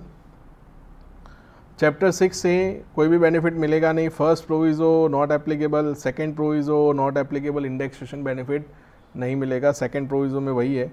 Set off and carry forward possible subject to chapter 6A, आप कर सकते हो। ठीक है, बट चैप्टर 6A का वो आपको देखना पड़ेगा कि कितना अमाउंट है, क्योंकि अदर इनकम भी तो देखनी होती है ना। ठीक है, तो अदर इनकम में चैप्टर 6A का आपको बेनिफिट मिलेगा। ओके, टैक्सेबल एट किस रेट पे टैक्सेबल होगा, तो एट नॉर्मल रेट पे वो टैक्सेबल होगा। एग्जेम्पशन फ्रॉम फाइलिंग ROI, तो क्या आपको रिटर्न ऑफ इनकम मतलब इनकम टैक्स रिटर्न फाइल करना है, तो उसमें लिखा हुआ है नो ROI इफ़, मतलब कोई भी इनकम टैक्स रिटर्न फाइल नहीं करना है अगर if total income includes total income includes only interest referred in section 115 AC and TDS deducted on such income. सिर्फ और सिर्फ कौन सी इनकम होती है? इंटरेस्ट इनकम होती है। मतलब क्या हुआ कि किसी नॉन रेसिडेंट ने डिबेंचर्स ले तो लिए, अभी डिबेंचर्स ले लिया, बॉन्ड्स ले लिया, उनको सिर्फ और सिर्फ इंटरेस्ट मिल रहा है और उस इंटरेस्ट के ऊपर TDS भी क्या हो रहा है? डिडक्ट हो रहा है। तो कोई मतलब नहीं है ना उसको रिटर्न फाइल करने का, क्यों? क्योंकि उसको तो सिर्फ कौन सी इनकम है? डिबेंचर इनकम है। TDS की क्या प्रोविजन है? सेक्शन 196C के अंदर interest in respect of GDR in section 115 AC 10% TDS deduct करना at the time of credit of such income. ठीक है, I hope you are getting my point. ठीक है, सो ये था सेक्शन 115 AC। ठीक है, तो नॉन रेसिडेंट या फिर किसी फॉरेन कंपनीज ने या फिर फाइनेंशियल कॉरपोरेशन ने कोई बॉन्ड्स ऑफ इंडियन कंपनी, ठीक है, जो कहाँ पर इश्यू हुए? Outside India. ठीक है, तो वो लोग परचेस कर सकते हैं, प्रोवाइडेड उन्होंने परचेस कैसे किया हो, फॉरेन करेंसी से परचेस किया, what is the tax rate, ठीक है, क्या इंडेक्सेशन का बेनिफिट मिलेगा, क्या proviso to section first proviso to section 48 का बेनिफिट मिलेगा। मीन्स जो कैपिटल गेन का कन्वर्जन करते थे in case of the foreign currency to the, मतलब rupees to foreign currency and then to the rupees again, तो उसका कोई बेनिफिट आपको नहीं मिलेगा। चैप्टर 6A का कोई बेनिफिट नहीं मिलेगा। क्या सेट ऑफ मिलेगा? सेट ऑफ भी नहीं मिलेगा। हाँ, लेकिन अगर अदर इनकम होगी तो चैप्टर 6A का डिडक्शन लेने के बाद जो सेट ऑफ होगा वो हम उनको देंगे। ठीक है, सो याद रखना है आपको। मैं थोड़ी देर बाद आपको एक एग्जांपल समझा देता हूँ जिसमें कितना सेट ऑफ हो सकता है। आगे देखो, section 115 AD FII foreign institutional investor. Okay, इसका पूरा नाम आपको भी पता है। उसमें लिखा है securities other than the units of UTI and mutual funds purchase in, किस में लिखा हुआ है? परचेस इन फॉरेन करेंसी लिखा है कि purchase in foreign currency plus domestic currency, जो भी है। ठीक है, LTCG आप देखिएगा तो LTCG पे कितना टैक्स है? 10% टैक्स उनके लिए। STCG पे कितना? 30%। STCG 111A मतलब लिस्टेड हुआ तो कितना परसेंट टैक्स है? 15% टैक्स है। एंड इंटरेस्ट पे कितना परसेंट टैक्स है? 20% टैक्स है। ठीक है, ये आपको याद रखना है। उसके बाद आप देखोगे नीचे कंटिन्यूटी में सेक्शन 115 AD, उसमें नीचे नोट में लिखा हुआ है, ये नोट है। ठीक है, interest income refer to in section 194 LB 194 LC LD, मतलब ये TDS की बात कर रहा है। Shall be taxable at the rate of कितने परसेंट से होगा? 5%। Further the interest income refer to in section 115 AC shall be taxable at the rate of कितना परसेंटेज? 10%। तो 115 AC के अंदर ये जो इंटरेस्ट मिलता है वो यहाँ पे कितने परसेंट से टैक्सेबल होगा? 10% से, इन case of the foreign institutional investors. ठीक है, तो ये आपको याद रखना है। इंटरेस्ट इनकम की बात चल रही है, कोई कैपिटल गेन की बात नहीं चल रही है। ठीक है, दोनों अलग अलग चीज़ें हैं। क्या अलग अलग चीज़ें हैं? जो इंटरेस्ट इनकम मिल रहा है वो आपकी अलग चीज़ है और जो आपको कैपिटल गेन हो रहा है वो अलग चीज़ है। तो थोड़ी देर पहले हमने ये जो टैक्स रेट देखे ये किसके थे? तो ये कैपिटल गेन के थे। ओके, तो याद रखना आप लोग, इंटरेस्ट के अंदर कितना लगेगा? तो इंटरेस्ट TDS कितना, ये मैंने बताया ना, ये वाला रेट, ये क्या है? TDS है। ठीक है, ये जो है वो टैक्स रेट है 10%। क्या सेक्शन 28 से लेके 44C का आपको कोई बेनिफिट मिलेगा? नहीं, नॉट एप्लीकेबल। क्या सर चैप्टर 6A का कोई बेनिफिट मिल सकता है? Not applicable. क्या फर्स्ट प्रोविजो टू सेक्शन 48 का बेनिफिट मिलेगा? Not applicable. सर क्या इंडेक्सेशन बेनिफिट मिलेगा? Not applicable. क्या सर सेट ऑफ करने को मिलेगा? पॉसिबल है सेट ऑफ करना, सब्जेक्ट टू चैप्टर 6A का डिडक्शन जो होगा वो। चैप्टर 6A का डिडक्शन अगर आप किसी और इनकम के सामने क्लेम करना चाहो तो वो क्लेम कर सकते हो, कोई प्रॉब्लम नहीं है। ठीक है, बाकी की जो नॉर्मल इनकम होगी वो तो टैक्सेबल एट किस रेट से होगी? नॉर्मल टैक्स रेट से होगी। तो normal tax rate in case of the FII is 40%। They are suppose to pay tax at the rate of 40%। Exemption from filing return, तो कोई भी एग्जम्पशन नहीं है, they must have to file their income tax return. Okay, so I hope आपको ये समझ में आया। तो सर ये चैप्टर 6A का जो आप बोल रहे हो वो एक बार वापस बता दीजिए, ध्यान से सुनिएगा। मान लो कि कोई फॉरेन इंस्टीट्यूशनल इन्वेस्टर है। ठीक है, तो फॉरेन इंस्टीट्यूशनल इन्वेस्टर तो अभी एज सच उसका काम क्या है, तो इन्वेस्टर का काम तो सिर्फ इन्वेस्टमेंट करना ही होगा, तो उसका काम तो सिर्फ और सिर्फ इन्वेस्टमेंट करना है और कुछ करना नहीं है। तो अभी हुआ कुछ ऐसे कि वो इन्वेस्टमेंट में से दो चीज़ें हो सकती है, एक तो उसको इंटरेस्ट इनकम मिल सकता है, एक वो जो असेट जो उसने परचेस किए जिसको हम दाम बोलते हैं कैपिटल असेट, उसको अगर वो ट्रांसफ़र करेगा तो वो ट्रांसफ़र की वजह से उसको क्या होगा, रियलाइजेशन होगा, और वो जो रियलाइजेशन होगा उसको हम बोलते हैं कैपिटल गेन। ठीक है, तो अभी वो कैपिटल गेन का टैक्स रेट तो हमने डिस्कस कर लिया कि कैपिटल गेन कितना लगेगा, तो वो तो डिपेंड करता है कि कौन से नेचर का कैपिटल गेन है। अगर मान लो लॉन्ग टर्म कैपिटल गेन है, ठीक है, तो 10% लगेगा, short term capital gain 111A वाला होगा तो 15% लगेगा, okay, and other short term capital gain है तो फिर कितना लगेगा, 30%। ठीक है, बट ये इंटरेस्ट इनकम कितना, तो इंटरेस्ट इनकम पे कितना परसेंट टैक्स लगेगा, 10%। ओके, तो अभी ध्यान से सुनिएगा जो मैं बोल रहा हूँ वो। अभी यहाँ पे आपने देखा होगा कि चैप्टर 6A का डिडक्शन नहीं मिलेगा, किसके सामने, तो जो नॉर्मल इनकम है उसके सामने मिलेगा, बट ये जो कैपिटल गेन इनकम है उसके सामने हम चैप्टर 6A का डिडक्शन नहीं देंगे। वो तो हम वैसे भी नहीं देते, 112A या 111A वाला हो तो हम वैसे भी चैप्टर 6A का डिडक्शन देते नहीं है। तो मैं ऐसा बोल रहा हूँ, अभी ध्यान से आप सुनिएगा। से for the example long term capital gain है, ओके, कौन सा है, 112A वाला, शॉर्ट टर्म कैपिटल गेन है 111A वाला, ओके, ध्यान से, लॉन्ग टर्म कैपिटल गेन है 112A वाला, शॉर्ट टर्म कैपिटल गेन है कौन सा, 111A वाला, मतलब ये दोनों किसका है, लिस्टेड का। ये हुआ है 3 करोड़ का, ये हुआ है 1 करोड़ का। उनकी अदर इनकम है, नाउ अदर इनकम इंक्लूड्स विच इनकम, इंटरेस्ट इनकम, तो वो इंटरेस्ट इनकम है 0.5 करोड़, तो टोटल इनकम उनका कितना हुआ, 4.5 करोड़। ठीक है, तो टोटल इनकम उनका 4.5 करोड़ है। उनके पास कुछ ब्रॉड फॉरवर्ड लॉसेस भी है, ओके, ब्रॉड फॉरवर्ड लॉस जो कौन से नेचर का है, लॉन्ग टर्म कैपिटल लॉस है, एक करंट ईयर का लॉस है जो कौन से नेचर का है, शॉर्ट टर्म कैपिटल लॉस है। तो से फॉर द एग्जांपल के ब्रॉड फॉरवर्ड लॉस है, जो लॉन्ग टर्म कैपिटल लॉस है वो कितना है, तो वो है 0.5 करोड़, और ये करंट ईयर का जो शॉर्ट टर्म लॉस है वो कितना है, 0.2 करोड़। तो ये ब्रॉड फॉरवर्ड लॉस है, वो आप किसके सामने एडजस्ट करोगे, तो आपको पता होगा, इंटरमीडिएट लेवल में सीखा भी होगा कि long term capital loss long term capital gain के सामने सेट ऑफ होता है, और शॉर्ट टर्म किसी के सामने भी हो सकता है, पहले वो शॉर्ट टर्म के बाद अगर नहीं होता है तो वो लॉन्ग टर्म के सामने भी हो सकता है। तो हम इसको सेट ऑफ करेंगे, ठीक है, तो यहाँ पे सेट ऑफ करने के बाद 0.5 करोड़ माइनस करेंगे तो ये 2.5 करोड़ हो जाएगा, यहाँ पे 0.2 करोड़ माइनस करेंगे तो ये कितना हो जाएगा, 0.8 करोड़, ओके, और अदर इनकम तो 0.5 करोड़ एज इट इज़ क्या होगी, रहेगी ही। ठीक है, so total income loss set of करने के बाद 0.7 माइनस करेंगे तो ये कितनी टोटल इनकम हो जाएगी, 3.8 करोड़। समझ रहे हो। अभी आपको चैप्टर 6A का डिडक्शन किसके सामने मिलेगा, तो चैप्टर 6A का डिडक्शन आपको 0.5 करोड़ के सामने ही मिलेगा। ठीक है, तो ये आपको याद रखना है जो हमने डिस्कशन किया वो। क्लियर, आगे बढ़ते हैं नेक्स्ट। उसके अंदर देखिए नेक्स्ट,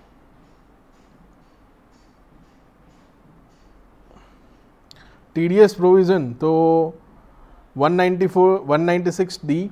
ठीक है, तो टीडीएस कितना डिडक्ट करना है, तो eight the rate of 20% deduct करना है, ओके। तो ये एलबी, एलसी एंड एलडी का नहीं आएगा, पर 196D के अंदर आप जो इंटरेस्ट पेमेंट करते हो फॉरेन इंस्टीट्यूशनल इन्वेस्टर को, तो उसमें कितना परसेंट टीडीएस डिडक्ट करना है, at the rate of 20%। No TDS on capital gain in case of the FII, कोई भी कैपिटल गेन एफआईआई को होता है तो टीडीएस डिडक्ट नहीं करना है। ठीक है, ये आपको क्या रखना है, याद रखना है। ये क्या हमने डिस्कस किया, section 115AB, AC and AD। ठीक है, AC किसको लेकर था, AB किसको लेकर था, वो याद रखना पड़ेगा आपको। AB किसको लेकर था, ओवरसीज फाइनेंशियल ऑर्गेनाइजेशन। ये AC non resident including foreign companies, and FII foreign institutional investor. Units of क्या लिखा हुआ, UTI, उसके लिए AB था। Bonds of an Indian company issued abroad and purchase in, किस में लिखा हुआ है, foreign currency. Bonds of public sector company, ठीक है, and the GDR purchase for in foreign currency. पर ये GDR लिस्टेड कंपनी के होने चाहिए, ये आप याद रखना कि ये GDR किस कंपनी के होने चाहिए, लिस्टेड कंपनी के। तो आप लिखते रहना अगर आपके पास इसका प्रिंट आउट है तो। ठीक है फ्रेंड्स, आई होप ये आपको समझ में आया। नाउ आगे बढ़ते हैं। आगे बढ़ने से पहले ये सेक्शन आपने सुना भी होगा, ठीक है, अदर स्पेशल प्रोविज़न। तो section 115BB winning from any lottery and the crossword puzzles race including horse race not being the income from owning and maintaining race horses. तो उसके ऊपर आपको भी पता है कि 30% क्या मिलता है बेनिफिट, 30% टैक्स रेट लगता है, कोई भी बेनिफिट आपको मिलता नहीं है स्लैब का, ठीक है, मैं वो बोलना चाहता था। No deduction of any expenditure allowance shall be allowed, losses can not be set off. तो ये तो वन टाइम रीडिंग वाला सेक्शन है, ये आप पढ़ भी सकते हो, समझ भी सकते हो। नाउ सेक्शन 115BBA, ये इंपॉर्टेंट है, ओके, इसके भी टैक्स रेट्स आपको क्या रखने, याद रखने। उसमें लिखा हुआ है sportsman including athlete who is not a citizen of India and is a non-resident and includes the income by way of participation of any sports, ठीक है। मेरे हिसाब से स्पाइरल में एक सेक्शन 115AB, AC या AD तीनों में से एक सम दिया हुआ है, ठीक है, जो एग्जाम में आ सकता है वही मैंने वहाँ पे दिया हुआ है, ठीक है। मेरे हिसाब से फॉरेन इंस्टीट्यूशनल इन्वेस्टर का होगा 115AD का। तो जैसे ही ये हम कंप्लीट करते हैं तो उसके अंदर हम जाएंगे।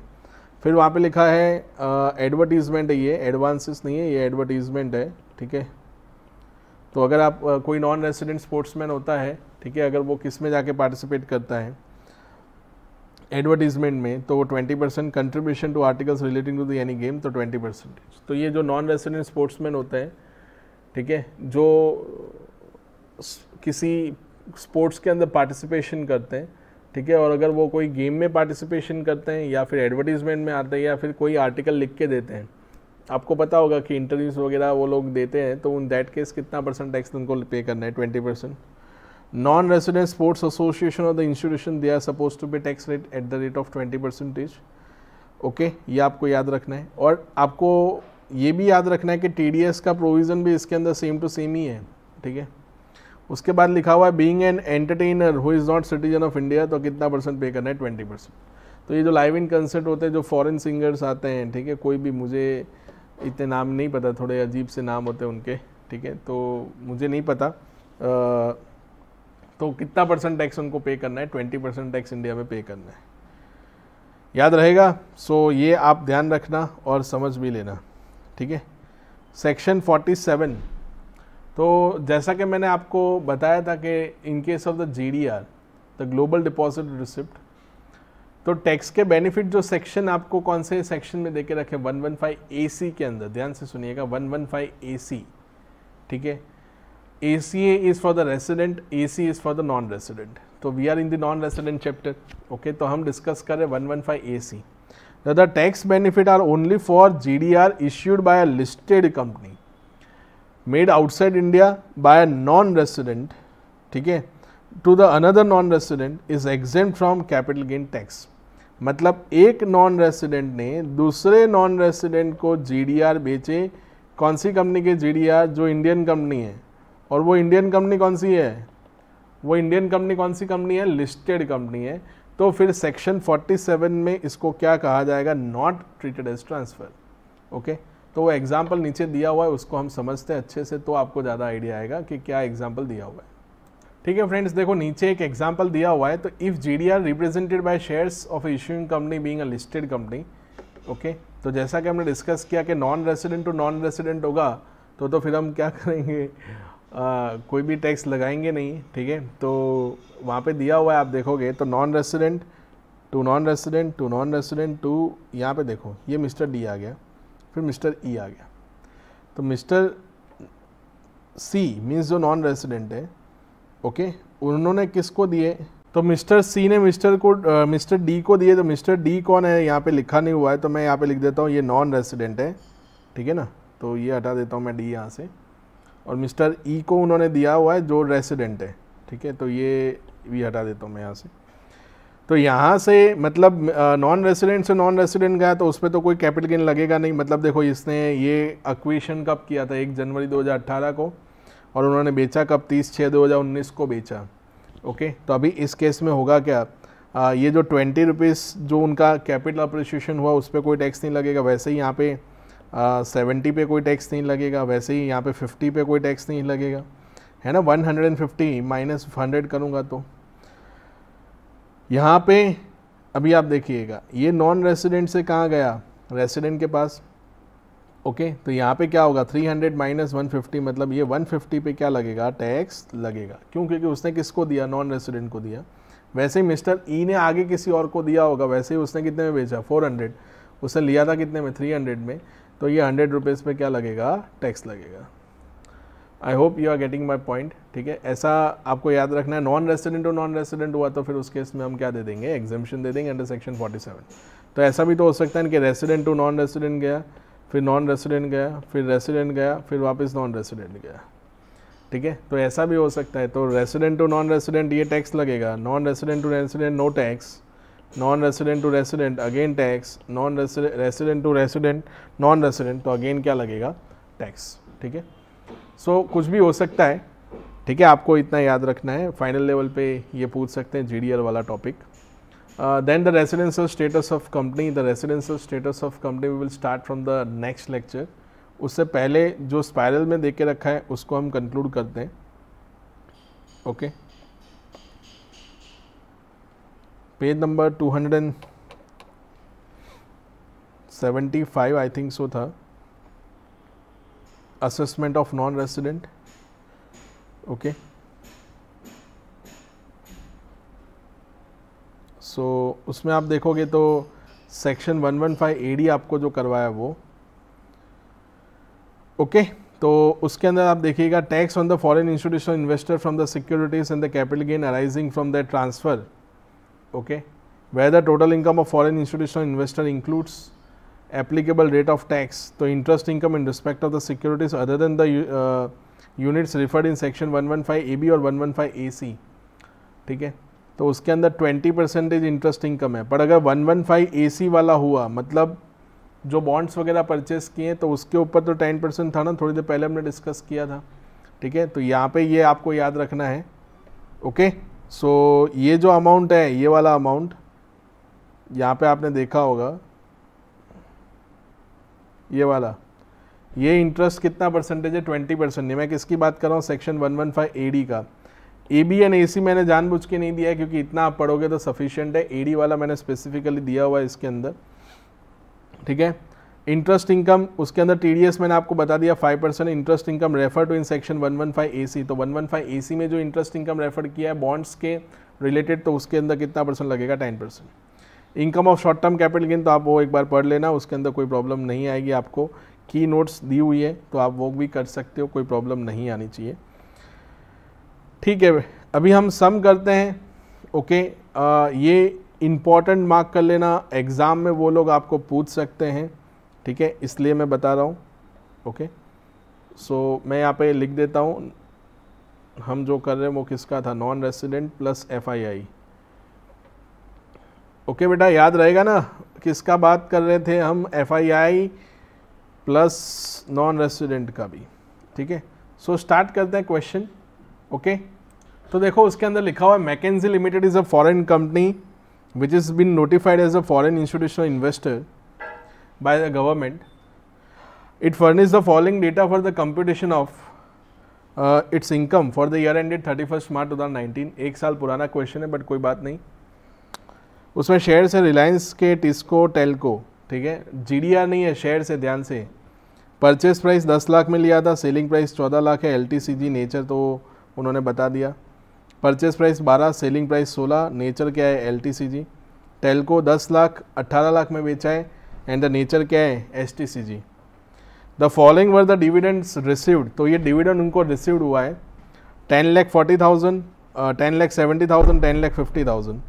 एंड द कलेक्शन चार्जेस, तो एज सच दिस सेक्शन 1034 के अंदर तो ये क्या होगा, exempt. And as well as 115 BBDA is not applicable, as 115 BBDA is applicable only in case of individual HUF and partnership provided they are resident. So here in this case it is a foreign institutional investor, so उनको 115 BBDA applicable नहीं होगा। तो मैं यहाँ पे लिख देता हूँ सेक्शन 115 BBDA नॉट एप्लीकेबल। ठीक है, तो ये आपको क्या रखना है, याद रखना है। उसके बाद the company has also purchase the GDR in foreign currency, तो अभी ये तो GDR उन्होंने परचेज किए, तो GDR के लिए तो सेक्शन 115 AC एप्लीकेबल होगा ना।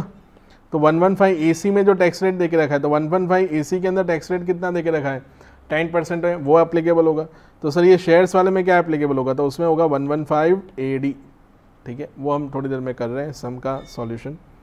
द एक्सचेंज रेट, तो आप जाके पढ़ो ध्यान से, उसमें लिखा है फर्स्ट एंड सेकेंड प्रोविजो दोनों ही नहीं मिलेगा, नॉट अवेलेबल, ठीक है। तो वो जो आपको क्रक्स नोट्स दिए उसके अंदर लिखा भी हुआ है कि फर्स्ट एंड सेकेंड प्रोविजो का आपको कोई बेनिफिट मिलेगा नहीं। तो ये एक्सचेंज रेट का कोई मोह रखना नहीं है, कुछ ज़्यादा ही कैंसिल हो गया ये वाला, ठीक है। The company has also earn the commission income of ₹20 lakh. In earning this income the company इनकर द एक्सपेंडिचर ऑफ ₹5 लाख। तो सेक्शन 28 से 44C का बेनिफिट नहीं मिलेगा, ऐसा आपने पढ़ा, पर वो तो सिर्फ और सिर्फ वो इनकम से ना जो इनकम वो सेक्शन 115 AD में नोटिफाई की हुई है। तो कमीशन इनकम की तो कहीं बात ही नहीं थी, तो ये कमीशन इनकम तो नॉर्मल इनकम है ना, तो कमीशन इनकम को कमाने के लिए जो खर्चा किया होगा उसका तो डिडक्शन मिलेगा ना। हमने जो चैप्टर 6A का बेनिफिट नहीं मिलेगा, सेट ऑफ आप करने दोगे, या फिर हमने जो 28 से 44C का बेनिफिट नहीं लिया, ये जो हैंड रिटन शीट है ना उसमें लिखा भी हुआ है, ओके। तो ये हैंड रिटन शीट में जाके देखोगे तो आपको मिलेगा, तो बेनिफिट नहीं मिलेगा, ओके। बट वो सिर्फ उस रिस्पेक्ट के अंदर था जिस रिस्पेक्ट में हमने ये कैलकुलेशन किया, ठीक है, किसका 115 AC का या 115 AD का, ठीक है। बाकी के केस में तो मिलना चाहिए ना, ओके। तो स्टार्ट करते हैं। Computation of taxable income of कौन सी कंपनी है, एसएससी का नाम क्या है, ओके, तो मैकेंजी लिमिटेड, ओके। तो सबसे पहले हम क्या कैलकुलेट करेंगे, कैपिटल गेन कैलकुलेट करेंगे, okay. So capital gain under section 115 AD, ठीक है। आपको लिखना पड़ेगा benefit of section sorry proviso, benefit of proviso to section, benefit of proviso to section provision 1 and 2 लिख देता हूँ मैं यहाँ पे, 1 and 2 टू सेक्शन 48 क्या होगा, नॉट अवेलेबल, ठीक है, ये आपको याद रखना है। सो इसके अंदर ध्यान रखिएगा अभी। तो कौन सी कंपनी के शेयर्स उसने बेचे, तो रिलायंस के बेचे, फिर किसके बेचे हैं, तो टिस्को, ओके, एंड लास्ट में किसके बेचे, तो टेल्को। तो मैं डायरेक्ट लिख रहा हूँ, तो इंडेक्सेशन बेनिफिट तो मिलेगा नहीं। तो 14 लाख ये उसका सेलिंग प्राइस है, अगर आपको प्रेजेंट करना है तो आप प्रेजेंट कर सकते हो, और एग्जाम में प्रेजेंट करना ही है।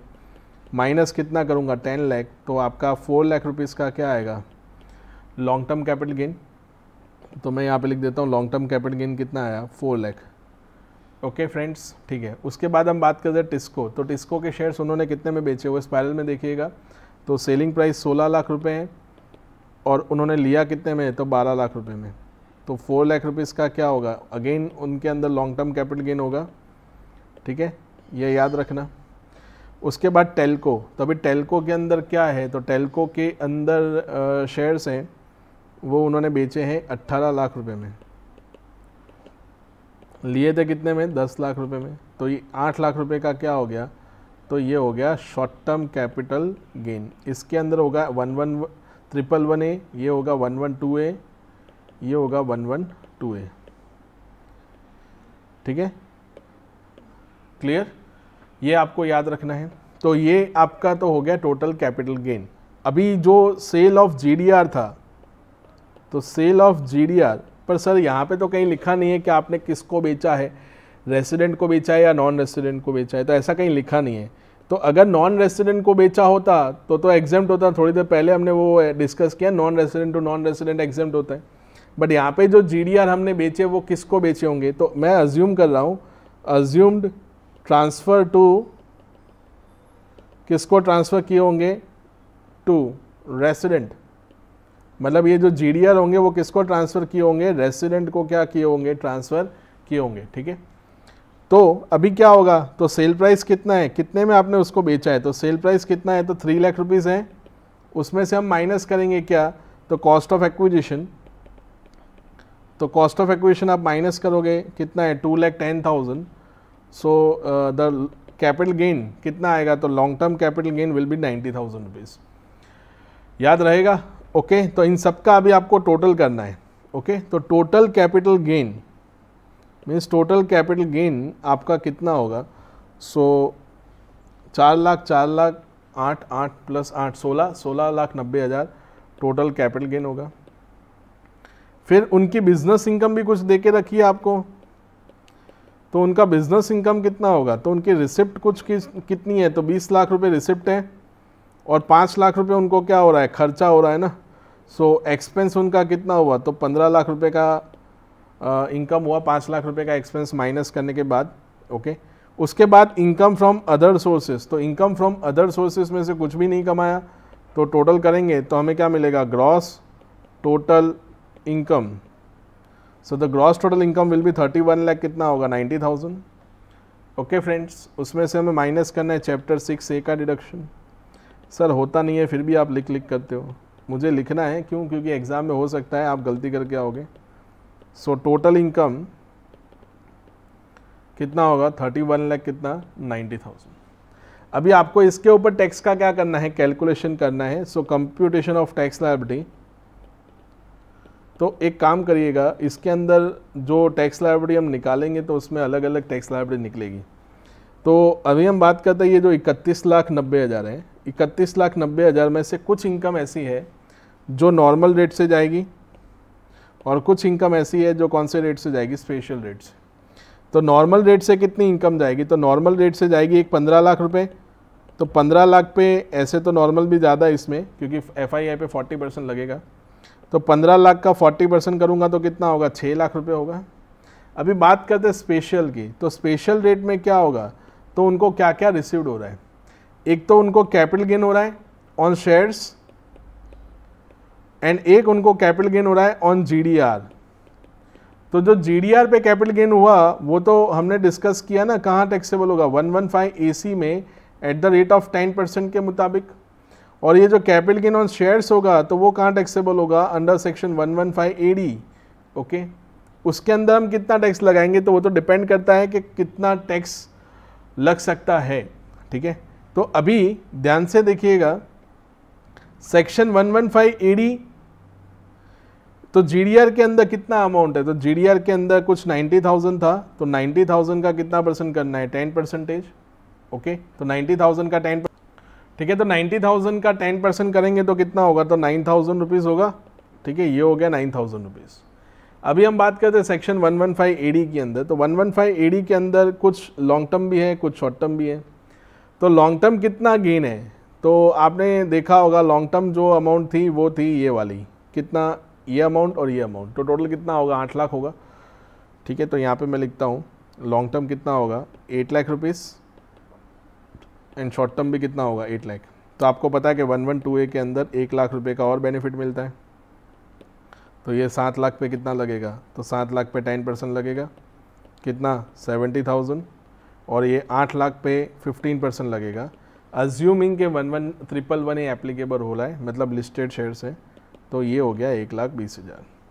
तो अभी आपको करना क्या है? सबका टोटल, ये आपका A, ये आपका B, ये आपका C और ये आपका D, सबका total 6 lakh plus 70,000 plus 1,20,000 and plus 9,000। Okay, so the total tax will be the, तो टोटल टैक्स आपका कैलकुलेट होके आया 7,99,000 प्लस सरचार्ज, तो सरचार्ज में कुछ भी नहीं होगा। सो टैक्स एंड सरचार्ज 7,99,000। सरचार्ज इसलिए नहीं लगाया क्योंकि इनकम 1 करोड़ से ज़्यादा नहीं है, कंपनी में 1 करोड़ देखना होता है ना, प्लस 4% सेस। तो अभी ये तो आप कर ही सकते हो, इसका 4% हम करेंगे तो 31,960 दोनों का टोटल। सो ये हो गया 8,30,960। ठीक है, आई होप ये आपको समझ में आया। ठीक है, और ध्यान रखना है, मिलते हैं नेक्स्ट लेक्चर में हम लोग।